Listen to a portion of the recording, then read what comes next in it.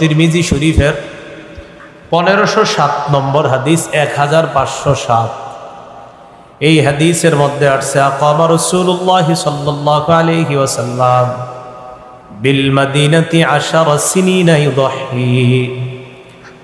রাসূলুল্লাহ সাল্লাল্লাহু আলাইহি সাল্লাম মদিনায় 10 বছর অবস্থান করেছেন, 10 বছর কুরবানি করেছেন। এর চেয়ে বড় আর গুরুত্ব কি দরকার? মানে গুরুত্ব কতটা হলে প্রত্যেক বছর কোরবানি করছেন? তাহলে 10 বছর মদিনায় অবস্থান করেছেন, 10 বছর কোরবানি করছেন, গুরুত্ব আছে না নাই? 6 নম্বর কথা, কোরবানির ফজিলত। কোরবানির ফজিলতের কয়েকটা ফজিলত আমরা জানি। প্রথম ফজিলত, কোরবানির দিন কোরবানি করা, পশু জবাই করা, এটার চাইতে উত্তম শ্রেষ্ঠ কোন এবাদত আল্লাহর কাছে নাই। মানে ফরজ এবাদত নামাজ তো আছে, এটার পরে এই কোরবানি নামক এবাদতের চাইতে উত্তম কোন এবাদত কোরবানির দিন আর আল্লাহর কাছে নাই। তিরমিজি শরীফের 1493 নম্বর হাদিসের বর্ণনা, قال رسول الله صلى الله عليه وسلم ما عمل آدمي من عمل يوم النحر أحب إلى الله من إهراق الدم। রাসূলুল্লাহ সাল্লাল্লাহু আলাইহি সাল্লাম বলেন, কোরবানির দিন আদম সন্তান যে কোরবানি করে, এই কোরবানি করার চাইতে এত ফজিলতপূর্ণ আমল আর আল্লাহর কাছে নাই। কবে এটা? কোরবানির দিন। ফজিলত নম্বর 2, কোরবানি করবেন যে পশুকে, এই পশুর শিং থাকবে, এই পশুর পশম থাকবে, এই পশুর খুর থাকবে, খুর। তিরমিজির 1493 নম্বর হাদিসের শেষের দিকে রাসূল সাল্লাল্লাহু আলাইহি সাল্লাম বলেন, ওয়া ইন্নাহা লাতাতি ইয়াউমাল কিয়ামাতি বিকুরুনিহা وأشعارها وأزلافها। রাসূলুল্লাহ সাল্লাল্লাহু আলাইহি সাল্লাম বলেন, কোরবানির জানোয়ার কিয়ামতের ময়দানে তার শিং, তার পশম এবং তার খুর নিয়ে কিয়ামতের ময়দানে উপস্থিত হবে ওই বান্দার পক্ষে যিনি কোরবানি দিয়েছেন তার সাক্ষী হওয়ার জন্য। সুবহানাল্লাহ। এটা একটা হতে পারে। আরেকটা, ওই বান্দা যে উপস্থিত হবে, যে বান্দা কোরবানি করছে তিনি যে উপস্থিত হবে, তাকে আল্লাহ পাক রব্বুল আলামিন ওই শিং, পশম, খুর ইত্যাদি সবগুলার বিনিময়ে যে আমলনামা দিবে, এই আমলনামা নিয়ে কিয়ামতের ময়দানে উপস্থিত হবে। ওয়া ইন্নাদ দামা লা ইয়াকাউ মিনাল্লাহি বিমাকানিন ক্বাবলা আন ইয়াকা আলাল আরদ। কোরবানি জবাই করবেন যে পশুটা, এই পশুর রক্ত মাটিতে পড়ার আগে এই রক্তটা আল্লাহর কাছে আলাদা একটা মর্যাদার স্থান দখল করে নেয়। জবাই করছেন, রক্তের ফোঁটাটা জমিনে পড়বে, পড়ার আগে এটা আল্লাহর কাছে আলাদা একটা মর্যাদার স্থান আল্লাহর কাছে নিয়ে নেয়। ফজিলত নম্বর 3, কোরবানি যেই জানোয়ারটা আমরা জবাই করি, এটার প্রত্যেকটা পশমের বিনিময়ে একটা নেকি দেওয়া হয়। ইবনে মাজার 3127 নম্বর হাদিসের বর্ণনা, অংশ বিশেষ বর্ণনা। ক্বালু ফামা লানা ইয়া রাসূলুল্লাহ ক্বালা বিকুল্লি শা'রাতিন হাসানা। قالوا فما الصوف يا رسول الله قال بكل شعرة من الصوف حسنة। সাহাবায়ে কেরাম আল্লাহ রাসূলকে প্রশ্ন করলেন, হে আল্লাহ রাসূল সাল্লাল্লাহু আলাইহি ওয়াসাল্লাম, আমরা যে কোরবানি করি আমাদের কি ফজিলত আছে এটা করার মধ্যে? নবীজি বললেন, বিকুল্লি শা'রাতিন হাসানা, প্রত্যেকটা পশমের বিনিময়ে একটা নেকি। এবার যে গরুটা কিনবেন, গুনলেন কয়টা পশম? হ্যাঁ, বলতে পারবেন? তাহলে কি পরিমাণ সওয়াব! সুবহানাল্লাহ। ক্বালু ফামা লানা ইয়া রাসূলুল্লাহ, সাহাবীগণ প্রশ্ন করলেন, হুজুর কি সওয়াব হবে? নবীজি বললেন, বিকুল্লি শা'রাতিন হাসানা, প্রত্যেকটা পশমের বিনিময়ে একটা করে নেকি দেওয়া হবে। ক্বালু ফামাসসুফু ইয়া রাসূলুল্লাহ, আল্লাহ নবী আপনার কাছে জানতে চাই, কিছু পশু আছে এমন যেই পশুগুলা তুলনামূলকভাবে অন্যান্য পশুর চাইতে অনেক বেশি পশম হয়, অনেক বেশি পশম হয়। বেড়া, হ্যাঁ, তো খালি পশম আর পশম। গরু তো আপনার পশম কম, কথার কথা, ওইগুলার তুলনায়। কজুর যেগুলা শুধু পশম আর পশম শরীরের মধ্যে, ওই প্রাণী নবীজি বললেন তো কি হয়েছে পশম থাকলে, বিকুল্লি শারাতিন মিনাস সুফ, যেগুলার পশম বেশি, ওই বেশি প্রত্যেকটা পশমের বিনিময়ে সওয়াব দেওয়া হবে। সাহাবায়ে কেরাম মানে অবাক হয়ে প্রশ্ন করছে, হুজুর বুঝলাম যে গরু ইত্যাদি এগোর শরীরে পশম থাকে মোটামুটি, কিন্তু এরকম না যে অনেক বেশি বেশি বড় হয়ে আছে, এমন না তো। কিন্তু কিছু প্রাণী তো আছে চারোদিকে খালি পশম আর পশম, খুব বেশি। এদের নবীজি কোনো সমস্যা নাই, যত পশম তত নেকি। এ হলো 3 নম্বর ফজিলত। ফজিলত নম্বর 4, আল মুস্তাদরাক লিল হাকিম নামে একটা কিতাব আছে, হাদিসের এই কিতাবের বর্ণনা। ফাতেমা রাদিয়াল্লাহু তাআলা আনহাকে রাসূলুল্লাহ সাল্লাল্লাহু আলাইহি ওয়াসাল্লাম বললেন, ফাতেমা তুমি যে কোরবানি করো, এই কোরবানির কি ফজিলত জানো? ফাইন্না লাকি বিআউয়ালি কাতরাতিন তাকতুরু মিনাদ দাম। রাসূলুল্লাহ সাল্লাল্লাহু আলাইহি ওয়াসাল্লাম বলেন, ফাইন্না লাকি বিআউয়ালি কাতরাতিন মিনাদ দাম ইউগফারু লাকি মা সালাফা মিন যুনুবিক। ফাতেমাকে বললেন, ফাতেমা কোরবানির পশুর যেই রক্তের ফোঁটাটা পড়ে, প্রথম ফোঁটাটা পড়ার আগেই তোমার আগের যত গুনাহগুলা অতিক্রম হয়েছে, অতিবাহিত হয়েছে, ওই গুনাহগুলা ক্ষমা করে দাও। ফাইন্না লাকি বিআউয়ালি কাতরাতিন তাকতুরু মিনাদ দাম ইউগফারু লাকি মা সালাফা মিন যুনুবিক। অতীতে তোমার যে গুনাহগুলা, এই গুনাহগুলা প্রথম ফোঁটার সাথে সাথেই ক্ষমা করে দেওয়া। ফজিলত নম্বর 5, মুসনাদে আহমদের বর্ণনা, 17,400 পরে যে হাদিসগুলো আছে কোরবানির ব্যাপারে, 17,400 পরের হাদিসগুলো। এই হাদিসের মধ্যে আসছে অনেকগুলো হাদিস আছে এই ব্যাপারে। রাসূলুল্লাহ সাল্লাল্লাহু আলাইহি সাল্লামের সাহাবী যায়েদ ইবনে আরকাম রাদিয়াল্লাহু তাআলা আনহুর বর্ণনা, তিনি বলেন, ক্বালা রাসূলুল্লাহ সাল্লাল্লাহু আলাইহি ওয়াসাল্লাম বিকুল্লি কাতরাতিন হাসানাহ। নবীজি সাল্লাল্লাহু আলাইহি সাল্লাম বলেন, আগে তো জানছেন প্রত্যেকটা পশমের বিনিময়ে সওয়াব, এবার নবীজি বলেন প্রত্যেকটা রক্তের ফোঁটার বিনিময়েও আল্লাহ পাক রব্বুল আলামিন একটা সওয়াব লিপিবদ্ধ করে দেন। কোরবানি যারা করার নিয়ত করেছি, আল্লাহ আমাদের নিয়তকে পরিশুদ্ধ করার তৌফিক দান করেন। কোরবানি করার আগে 4টি বিষয় আমরা মাথায় রাখবো। বলেন কয়টি?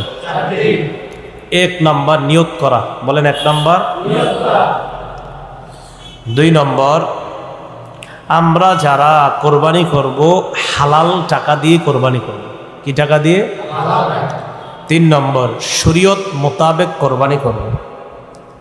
শরীয়ত মোতাবেক, আপনি মন মতো, মানে শরীয়ত বলছে বিসমিল্লাহ বলতে, আল্লাহু আকবার বলতে, দোয়া পড়তে, না আপনি কইলেন আমি পড়বো না, কি হয়েছে না পড়লে, এরকম না।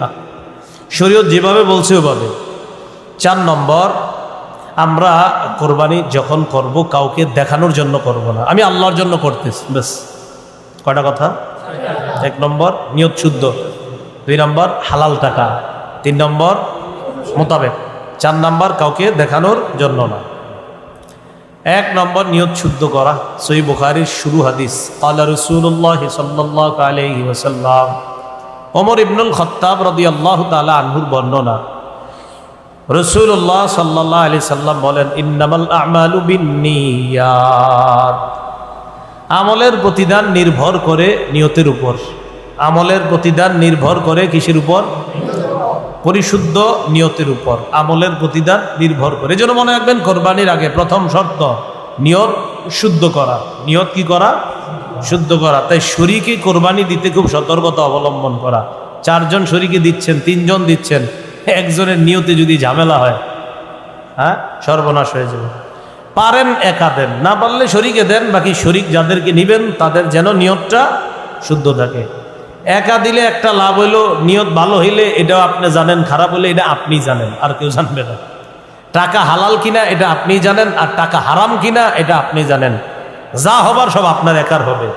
আর 4-5 জনে দিলে একজনের অর্থ যদি হারাম হয় তাহলে বাকিদের ওই কোরবানির মধ্যে ঝামেলা হয়ে যাবে। কথা বুঝে আসছে? এই জন্য শরিক নির্বাচনে খুব সতর্কতা অবলম্বন করা।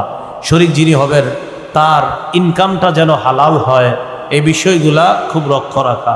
আল্লাহ কথাগুলা বুঝার তৌফিক দান করে। শরিকে কোরবানি দেওয়া জায়েজ আছে। তিরমিজি শরীফের 1502 নম্বর হাদিসের বর্ণনা। আন জাবির ইবনে আব্দুল্লাহ রাদিয়াল্লাহু তাআলা আনহু قال نحرنا مع رسول الله صلى الله عليه وسلم عام الحديبية البدنة عن 7 والبقرة عن 7। জাবির ইবনে আব্দুল্লাহ রাদিয়াল্লাহু তাআলা আনহু বলেন, হুদাইবিয়া যুদ্ধের দিন আমরা রাসূলের সাথে কোরবানি করেছি। 7 জনের পক্ষ থেকে একটা ওট জবাই করেছি, 7 জনের পক্ষ থেকে গরু জবাই করেছি। 7 জনের পক্ষ থেকে উট জবাই করছি, 7 জনের পক্ষ থেকে গরু। তিরমিজি শরীফের 1502 নম্বর হাদিস। 1490 এর পরে সব কোরবানির ব্যাপারে হাদিসগুলা 1490, 91, 92, 1501, 2, 3 তিরমিজির সব কোরবানির ব্যাপারে। মুসলিম শরীফে বর্ণনা আছে, একই সাহাবীর বর্ণনা, জাবির ইবনে আব্দুল্লাহর বর্ণনা। তিনি বলেন, আমরা কোরবানি করেছি, আমরা ওট 7 জনের পক্ষ থেকে করেছি, গরু 7 জনের পক্ষ থেকে করেছি। তো যাই হোক, শরীকে কোরবানি দিতে সতর্কতা অবলম্বন করা। আমার শরীক যিনি হবেন তিনি যেন হালাল ইনকাম করেন, উপার্জন করেন, এই বিষয়গুলোর প্রতি আমরা অবশ্যই খেয়াল রাখবো। তা আসেন, 1 নাম্বার নিয়ত শুদ্ধ করা। শরীক যিনি হবেন তারও যেন নিয়তগুলা শুদ্ধ হয়। নাসাই শরীফের 3140 নম্বর হাদিসের বর্ণনা। ক্বালা রাসূলুল্লাহ সাল্লাল্লাহু আলাইহি ওয়াসাল্লাম, ইন্নাল্লাহা লা ইয়াকবালু মিনাল আমালি ইল্লা মা কানা লাহু খালিসা। আল্লাহ রব্বুল আলামিন ওই ব্যক্তির আমল কবুল করেন না যে আমলটা একমাত্র আল্লাহর জন্য না হবে। যে আমলটা একমাত্র আল্লাহর জন্য কি হবে বলেন? না হবে, এটা আল্লাহ তার জন্য কবুল করেন না। তাহলে বলেন তো, কোরবানির ক্ষেত্রে 1 নাম্বার কি করা? নিয়ত শুদ্ধ করা। সূরা হজের 37 নম্বর আয়াত আল্লাহ বলেন, লা ইয়ানালুল্লাহা লুহুমুহা ওয়ালা দিমাউহা। আল্লাহর কাছে গোশত যায় না, রক্ত যায় না। ওয়ালাকিন ইয়ানালুহুত তাকওয়া মিনকুম। তোমাদের তাকওয়া, অন্তরে কার কি পরিমাণ ভয়, নিয়ত কতটুকু শুদ্ধ, আল্লাহর জন্য কোরবানি করছি কিনা, এটাই আল্লাহর কাছে যায়। আল্লাহর কাছে আমাদের তাকওয়া যায় বলেই তো আল্লাহ মায়া করে কোরবানির গোশত আমাদেরকে খাওয়ায়। গোশত কারা খায়? আমরা খাই না। তো কোরবানি করলাম কার জন্য? আল্লাহ আমগরে খাওয়ায়। সুবহানাল্লাহ। কেন? আল্লাহ তো আমাদের থেকে রক্ত, গোশত এটা চায় না, আল্লাহ চায় নিয়তটা ঠিক কিনা। মনে থাকবে তো ইনশাআল্লাহ? قال رسول الله صلى الله عليه وسلم ثلاث لا يضل عليهن قلب رجل مؤمن। 3 ক্ষেত্রে মুমিনের অন্তর খেয়ানত করতে পারে না। বলেন কয় ক্ষেত্রে? 1 নাম্বার ইখলাসুল আমালি লিল্লাহ। সব আমল মুমিন আল্লাহর জন্য করবে, এই ক্ষেত্রে মুমিনের কলব খেয়ানত করতে পারে না। এই জন্য আল্লাহ শিখিয়ে দিছে।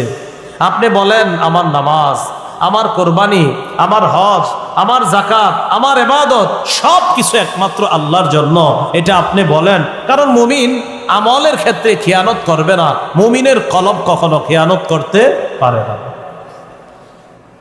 এই গেল 1 নাম্বার কথা, নিয়ত শুদ্ধ করা। 2 নাম্বার, হালাল টাকায় কোরবানি দেওয়া। বলেন কি টাকায় কোরবানি দেওয়া? হালাল টাকায় কোরবানি দেওয়া, এই কথাটা মনে রাখতে হবে। قال رسول الله صلى الله عليه وسلم, রাসূলুল্লাহ সাল্লাল্লাহু আলাইহি ওয়াসাল্লাম বলেন, আমার উম্মতের উপর এমন একটা সময় আসবে, লা ইউবালিল মারউ মা আখাযা মিনহু আমিনাল হালালি আও মিনাল হারাম। আমার উম্মতের উপর এমন একটা সময় আসবে, বুখারীর বর্ণনা, আমার উম্মত পরোয়া করবে না সে কি হালাল কামাই করলো না হারাম কামাই করলো, এটা উম্মত পরোয়া করবে না। হইলেই হইছে, বাস ইচ্ছা মতো কামাই করবে, চাই হারাম হোক চাই হালাল হোক। কিন্তু মনে রাখতে হবে, কোরবানি করতে হবে হালাল টাকায়। এখানে যদি বেশিরভাগ উপার্জন হারাম হয় অথবা পুরা উপার্জন হারাম হয় কোনো একজন শরীকের, তাহলে সবার কোরবানি বাতিল। কথাটা বুঝছেন নি? কোনো একজন শরীকের বেশিরভাগ উপার্জন যদি হারাম হয় অথবা পুরো অংশ যদি হারাম হয়, সবার কোরবানি বাতিল হয়ে যাবে। আল্লাহ হেফাজত করেন। এই জন্য শরীক নির্বাচনে সতর্কতা অবলম্বন করা। তো বলেন তো 2 নম্বর কাজে কি জানি? কোরবানির ক্ষেত্রে হালাল টাকায় কোরবানি দেওয়া। 3 নম্বর কি? শরীয়ত মোতাবেক কোরবানি দেওয়া। শরীয়ত মোতাবেক আল্লাহর নাম নিয়ে কোরবানি আদায় করা, কোরবানি দেওয়া। আল্লাহ পাক রব্বুল আলামিন বলেন, ওয়ালা তাকুলু মিম্মা লাম ইউযকার ইসমুল্লাহি আলাইহি, যেই পশু জবাই করার সময় আল্লাহর নাম নেওয়া হয় না, ওই পশুর গোশত তোমরা খাবে না। যেই পশু জবাই করার সময় আল্লাহর নাম নেওয়া হয় না, ওই পশুর গোশত তোমরা খাবে না। অন্য আয়াতে আল্লাহ বলেন, ফাকুলু মিম্মা যুকিরা ইসমুল্লাহি আলাইহি, ওই পশুর গোশত তোমরা খাও যেই পশু জবাই করার সময় আল্লাহর নাম নেওয়া হয়। তাহলে যেই পশু জবাই করার সময় আল্লাহর নাম নেওয়া হয় এটা খাও, যেই পশু জবাই করার সময় আল্লাহর নাম নেওয়া হয় না এটা তোমরা খাবে না। তো আল্লাহর নাম নেওয়া, শরীয়ত মোতাবেক কোরবানি করা। কোরবানি করতে গিয়ে কোনো ধরনের বেদাতি কর্মকাণ্ড যেন না হয়। যেমন পশু কিনছেন, এখনো 10 দিন বাকি কোরবানি, বা 5 দিন বাকি, বা 3 দিন বাকি, ওই মুহূর্তে আপনারা অনেক মানুষ কত রং বেরঙ্গের তামাশা করে পশুরি নিয়ে এই করতে হয় সেই করতে হয়। বেচারার জবান থাকলে মনে হয় বলতো, আমার একটু মাফ করো, এত কিছু করো কেন? কোন ধরনের বেদাত যেন অনুপ্রবেশ না করে। মনে রাখবেন, সব বেদাতের মূলে থাকে জাল বর্ণনা। কি বললাম? সব বেদাতের মূল হয় জাল বর্ণনা। এই জাল বর্ণনা হয় সমস্ত বেদাতীদের প্রথম হাতিয়ার জাল বর্ণনা। একটা জাল বর্ণনা ফিট করবে, এটা হবে বেদাতের প্রধান হাতিয়ার। বেদাতের কোনো অনুপ্রবেশ করানো যাবে না, শরীয়ত মোতাবেক কোরবানি করা। সহিহ বুখারীর বর্ণনা 2697 নম্বর হাদিস, আম্মা জান আয়েশা সিদ্দিকা রাদিয়াল্লাহু তাআলা আনহার বর্ণনা, ক্বালা রাসূলুল্লাহ সাল্লাল্লাহু আলাইহি ওয়াসাল্লাম, মান আহদাসা ফি আমরিনা হাদা মা লাইসা মিনহু ফাহুয়া রাদ্দুন। রাসূলুল্লাহ সাল্লাল্লাহু আলাইহি সাল্লাম বলেন, আমাদের ইসলাম ধর্মের মধ্যে, ইসলামের এই শরীয়তের মধ্যে কেউ যদি ইবাদতের নামে সওয়াবের আশায় নতুন কিছু আবিষ্কার করে, বলেন ইসলাম, বলেন সবাই, ইসলামের মধ্যে ইবাদতের নামে সওয়াবের আশায় নতুন কিছু আবিষ্কার করে, এটা বেদাত। এটা কি? ফাহুয়া রাদ্দুন, এটা প্রত্যাখ্যান করা হবে। ইমাম মালিক রাহমাতুল্লাহি আলাইহি বলেন, মান ইবতাদা ফিল ইসলামি বিদআতান ইয়ারাহা হাসানা ফাকাদ জাআমা আন্না মুহাম্মাদান ক্বাদ খানা রিসালা।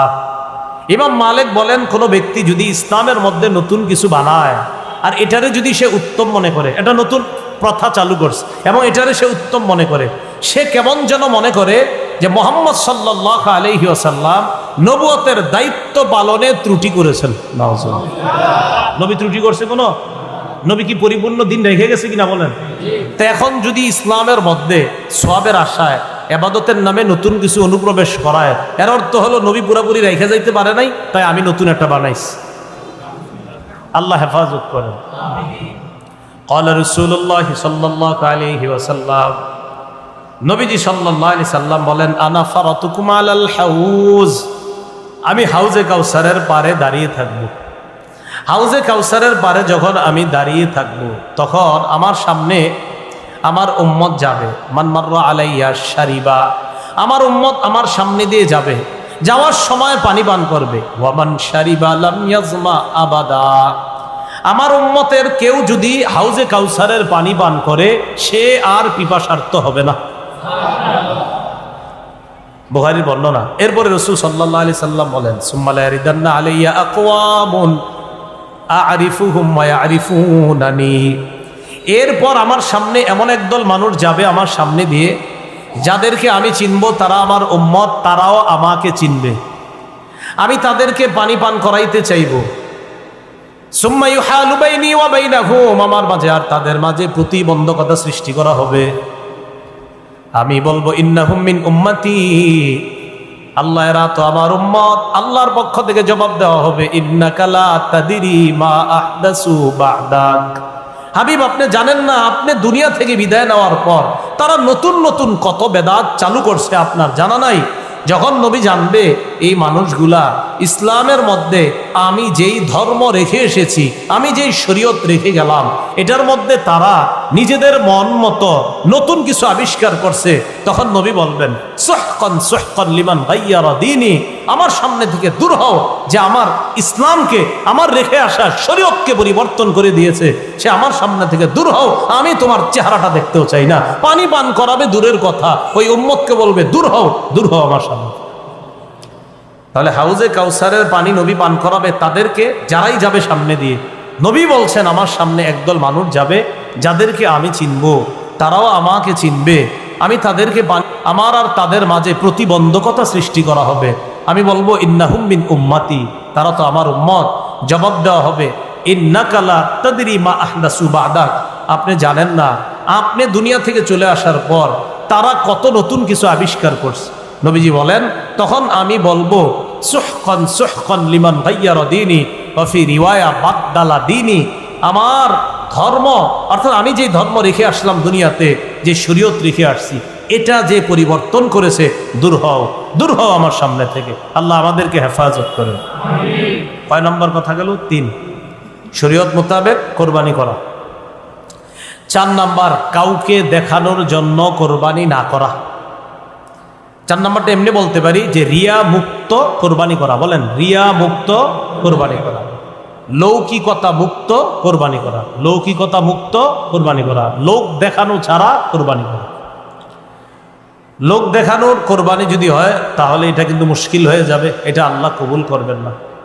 তিরমিজি শরীফের লম্বা হাদিস, 2382 নম্বর হাদিস, এই হাদিসের মধ্যে আসছে রাসূলুল্লাহ সাল্লাল্লাহু আলাইহি ওয়াসাল্লাম 2380, 2381, 82, 2383 এই হাদিসগুলো সব রিয়ার ব্যাপারে। রাসূল বলেন মাইয়ুরাই ইউরাইল্লাহ ওয়া মাইয়ুসাম্মি ইউসাম্মিহুল্লাহ, যে কাউরে দেখানোর জন্য কোনো আমল করে, কিয়ামতের মাঠে আল্লাহ তারে দেখায়া দিবেন। মানে এই রিয়ার পরিবর্তে যে গজব আল্লাহ দিবেন সেটাও সে দেখতে পাবে। অমাইয়ুসাম্মি, যে মানুষকে শোনানোর জন্য কিছু করে, যে মানুষ আমারে বলবে আমি শাইখুল হাদিস, আমি বড় মুহাদ্দিস, এটা আমারে বলবে, আল্লাহ কিয়ামতের ময়দানেও তাকে ভয়ঙ্কর কিছু শুনিয়ে দিবেন। বলেন নাউজুবিল্লাহ। সূরা হজের 32 নম্বর আয়াতে কারিমা তেলাওয়াত করলাম। এই আয়াতে আল্লাহ পাক রব্বুল আলামিন আল্লাহর নিদর্শনাবলী নিয়ে আলোচনা করেছেন।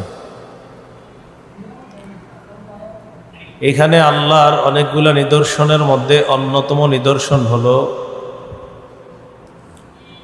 আল্লাহর বিধান মতে ইব্রাহিম আলাইহিস সালাতু ওয়াস সালামের সুন্নত হিসাবে রাসূলুল্লাহ সাল্লাল্লাহু আলাইহি সাল্লামের শিখানো পদ্ধতিতে মানুষ যে কোরবানি করে, এই কোরবানিও এটা আল্লাহর একটা নিদর্শন।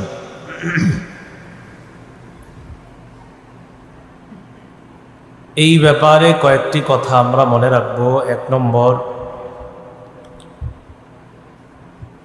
কোরবানি করা এটা হলো আল্লাহর একটা নিদর্শন। এই নিদর্শনের প্রতি সম্মান প্রদর্শন করা।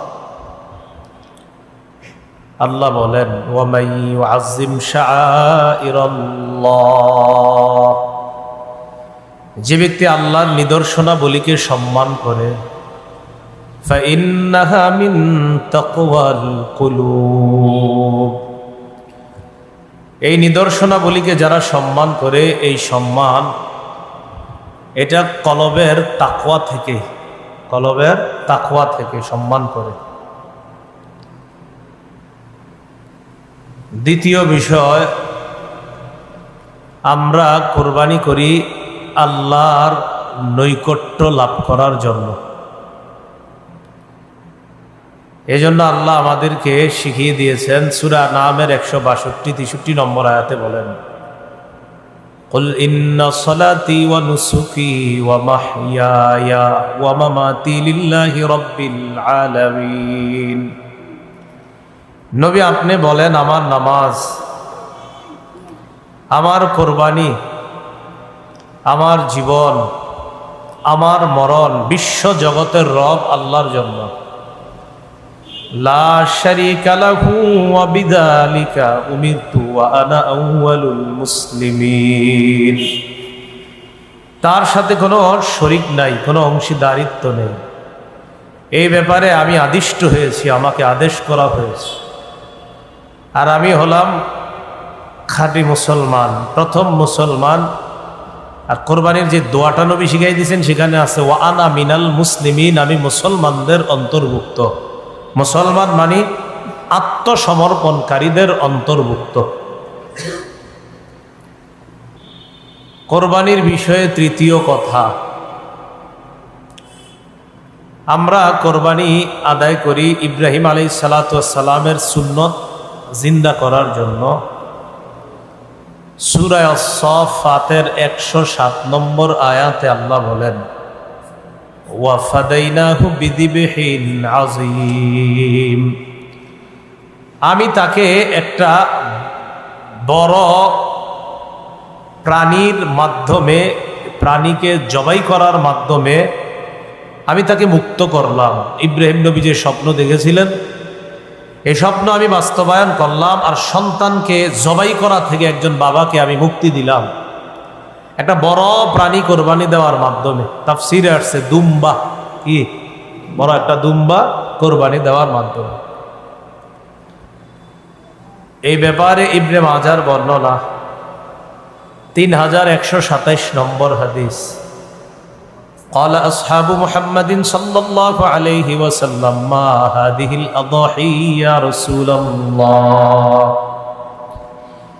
রাসূলুল্লাহ সাল্লাল্লাহু আলাইহি সাল্লামের সাহাবীগণ জিজ্ঞাসা করলেন, হে আল্লাহর রাসূল, এই কোরবানিগুলো, এই বিষয়গুলো, এগুলা কি, এগুলা কেমন, এই কোরবানির বিষয়টা আপনার কাছে জানতে চাই। قال سنة أبيكم إبراهيم عليه الصلاة والسلام, এটা হলো তোমাদের আব্বা ইব্রাহিম আলাইহিস সালাতু ওয়াস সালামের সুন্নত। এটা তোমাদের আব্বা ইব্রাহিম আলাইহিস সালাতু ওয়াস সালামের সুন্নত। তাহলে কোরবানি আমরা দেই ইব্রাহিম নবীর সুন্নত, এটা কিয়ামত পর্যন্ত জারি রাখবে এই উম্মতের মাধ্যমে, মুসলমানের মাধ্যমে আল্লাহ জারি রাখবেন। এটা প্রতিষ্ঠিত করার জন্য আমরা কোরবানি দিই। কোরবানি আমরা করি 4 নাম্বার, আল্লাহর শুকরিয়া আদায় করার জন্য। বলেন কার জন্য? আল্লাহ করার জন্য। সূরা হজের 36 নম্বর আয়াতে আল্লাহ বলেন ওয়াল বুদনা জাআলনাহা লাকুম মিন শাআইরিল্লাহি লাকুম ফিহা খায়র। ওয়াল বুদনা, ওট, জাআলনাহা লাকুম মিন শাআইরিল্লাহ, আমি এগুলোকে তোমাদের জন্য আল্লাহর নিদর্শন হিসাবে সাব্যস্ত করেছি, নিদর্শন বানিয়েছি, ওট ইত্যাদি এগুলোকে। লাকুম ফিহা খায়র, এগুলোর মধ্যে তোমাদের জন্য অনেক কল্যাণ রয়েছে। ফিহা খায়র, অনেক কল্যাণ। ফাযকুরু ইসমাল্লাহি আলাইহা সাওয়াফ, সারিবদ্ধভাবে, দণ্ডায়মান অবস্থায় এগুলোর উপর তোমরা আল্লাহর নাম নেও, মানে আল্লাহর নাম নিয়ে এগুলারে জবাই করো। ফাইদা ওয়াজাবাত জুনুবুহা ফাকুলু মিনহা, জবাই করার পর এগুলো যখন কাত হয়ে পড়ে যাবে তখন এগুলার গোশত থেকে তোমরা খাও। ওয়া আত'ইমুল কানিআ ওয়াল মু'তার, যারা লজ্জায় চাইতে পারে না তাদেরকে খাওয়াও, আবার যারা চায় তাদেরকেও খাওয়াও। যারা চাইতে পারে না তাদেরকেও খাওয়াও, আবার যারা চাইতে পারে তাদেরকেও খাওয়াও। কাযালিকা সাখখারনাহা লাকুম, আমি আল্লাহ এগুলোকে তোমাদের অনুগামী করে দিয়েছি। লাআল্লাকুম তাশকুরুন, যাতে তোমরা এই প্রাণী কোরবানি করে শুকরিয়াতান, এই প্রাণীর গোশত তোমরা ভক্ষণ করে, কোরবানির গোশত খাওয়া মুস্তাহাব, মালিক যিনি কোরবানি দিবেন মুস্তাহাব। তো এই যে কাজ করলা, এই কোরবানির এই পশু তোমরা জবাই করলা, খাইলা, এই পশু, এই জবাই করার বিধান আমি কেন দিলাম? যাতে তোমরা, আমি আল্লাহর শুকরিয়া আদায় করতে পারো।